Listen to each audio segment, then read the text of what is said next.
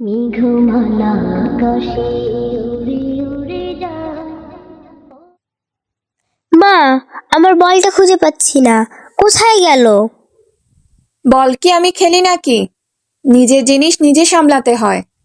এই বাড়িতে তো একটাই জিনিসও ঠিকঠাক থাকে না। মেঘমালা আকাশে উড়ে উড়ে যায়। আসসালামু আলাইকুম। কি হয়েছে ভাই আমির? মা, তুমি দেখেছো হাসান আমার বলটা নিয়ে খেলেছে। ওর জিনিস কেন নিয়েছিস? কতবার বলেছি আমার ছেলের জিনিসে হাত দিবি না। হাসানের মা মারা গিয়েছিল 11 বছর আগে। এরপর মায়ের অভাব পূরণ করার জন্য জুলেখাকে বিয়ে করে আনে। মা, আমি আর কোনোদিনও ভাইয়ের জিনিসে হাত দেব না, দয়া করে ছেড়ে দাও।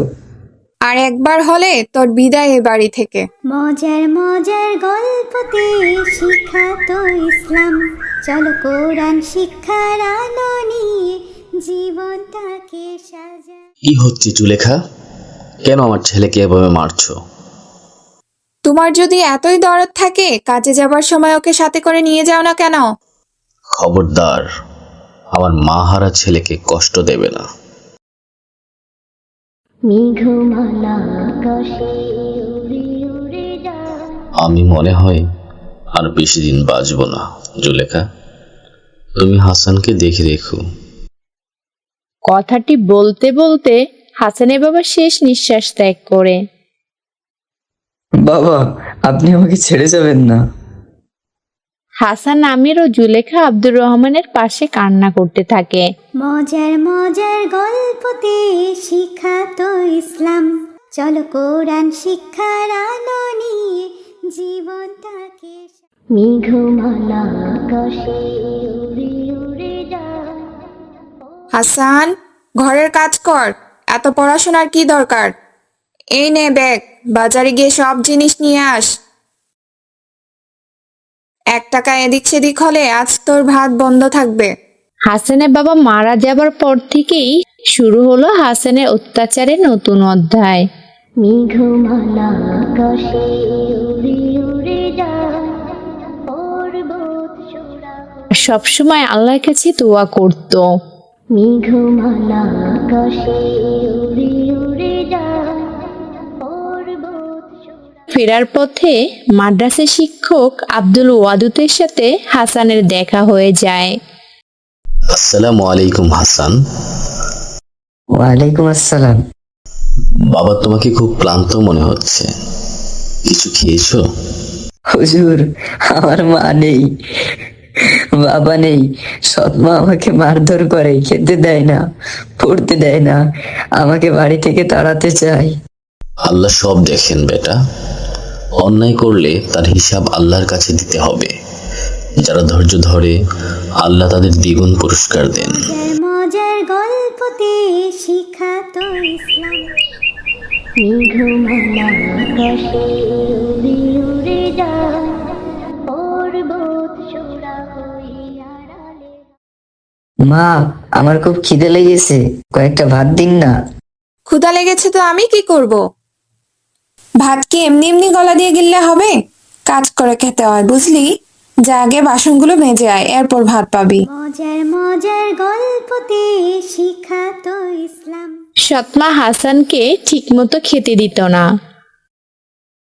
হে আল্লাহ, আমার বাবা নাই, মা নাই, আপনি আমার অভিভাবক, আমাকে সাহায্য করুন। হাসান ধৈর্য ধরে থাকতো আর সবসময় আল্লাহর কাছে দোয়া করত। মজার মজার গল্পতে শিখাতো ইসলাম, চলো কোরআন শিক্ষার আলো নিয়ে। এই নবাবের বেটা, কোথায় যাচ্ছিস? মা, আমি একটু খেলতে যাচ্ছি। খেলতে যাবি? তাহলে কাপড়গুলো কে ধুবে শুনি? যা আগে কাপড়গুলো ধুয়ে নিয়ে আয়, আমার হয়েছে যত জ্বালা। চলো কোরআন শিক্ষার আলো নিয়ে। মেঘমালা আকাশে উড়ে উড়ে যায়। পর্বত চূড়া হয়ে। হে আল্লাহ, আমাকে ধৈর্য দিন, আমার কষ্ট আপনি জানেন। গল্পতে শিখাতো ইসলাম। মেঘমালা আকাশে উড়ে উড়ে মাদ্রাসি শিক্ষক আব্দুল ওয়াদুদ ও তার স্ত্রী হাসানের বাড়িতে আসে। মজার মজার গল্পতে শিখাতো ইসলাম, চলো কোরআন শিক্ষার আলো নিয়ে আসসালামু আলাইকুম। ওয়ালাইকুম আসসালাম।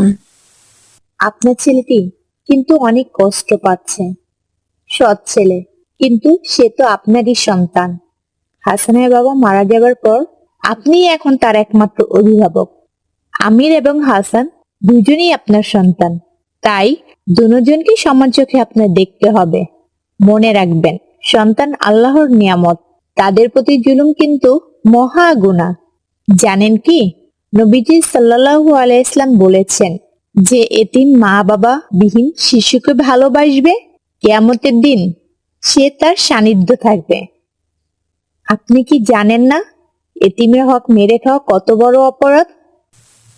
হ্যাঁ বাবা, আমি ভুল করেছি। আমি কখনো হাসানকে আপন মনে করতে পারিনি।